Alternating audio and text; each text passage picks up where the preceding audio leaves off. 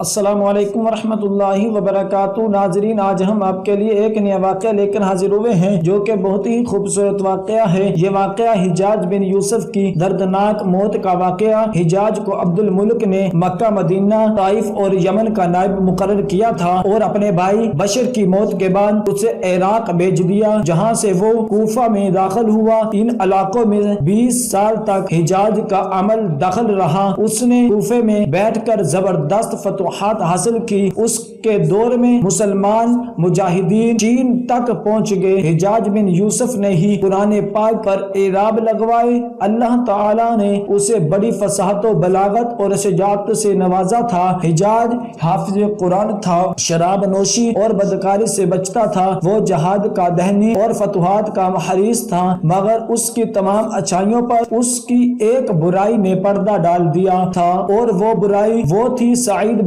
بن جبیر کا ناحق قتل۔ ایک طرف موسیٰ بن نصیر اور محمد بن قاسم کفار کی گردنیں اڑا رہے تھے، دوسری طرف حجاج خود اللہ کے بندوں، اولیاء اور علماء کے خون سے ہولی کھیل رہا تھا۔ حجاج نے کم و بیش 1,20,000 انسانوں کو قتل کیا۔ اس کے جیل خانوں میں ایک دن میں 80 ہزار قیدی ایک وقت میں موجود ہوتے، جن میں سے 30,000 عورتیں تھیں۔ اس نے جو آخری قتل کیا وہ عظیم تابعی زائد و پارسا انسان حضرت سعید بن جبیر رضی اللہ تعالی عنہ کا تھا۔ انہیں قتل کرنے کے بعد حجاج پر وحشت سوار ہو گئی اور نفسیاتی مریض بن گیا تھا۔ حجاج جب بھی سوتا، حضرت سعید بن جبیر اس کے خواب میں آ کر اس کا دامن پکڑ کر کہتے کہ اے دشمن خدا، تو نے مجھے کیوں قتل کیا؟ میں نے تیرا کیا بگاڑا تھا؟ اس کے ساتھ حجاج کو وہ بیماری لگ گئی جسے زمہریری کہا جاتا ہے۔ اس میں سخت کلیجے سے اٹھ کر سارے جسم پر چھا جاتی ہے۔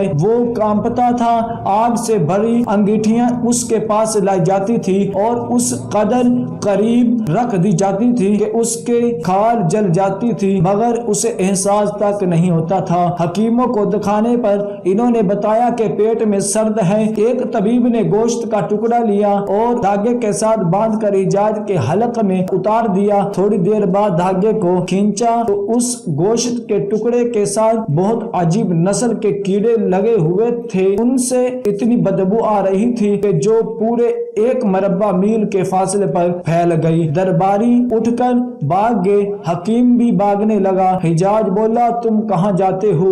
حکیم بولا، تیری بیماری زمینی نہیں آسمانی ہے، اللہ سے پناہ مانگ۔ حجاج جب ہر طرح کی تدبیروں سے مایوس ہو گیا تو اس نے حضرت حسن بصری رحمت اللہ علیہ کو بلوایا اور ان سے دعا کی درخواست کی۔ وہ حجاج کی یہ حالت دیکھ کر رو پڑے اور فرمانے لگے، میں نے تجھے منع کیا کرتا تھا کہ نیک بندوں کے ساتھ چھیڑ چھاڑ نہ کرنا، ان پر ظلم نہ کرنا، مگر تو باز نہ آیا۔ بیان کیا جاتا ہے کہ حضرت سعید بن جبیر رضی اللہ تعالی عنہ کی وفات کے 40 دن بعد ہی حجاج کی بھی موت ہو گئی تھی۔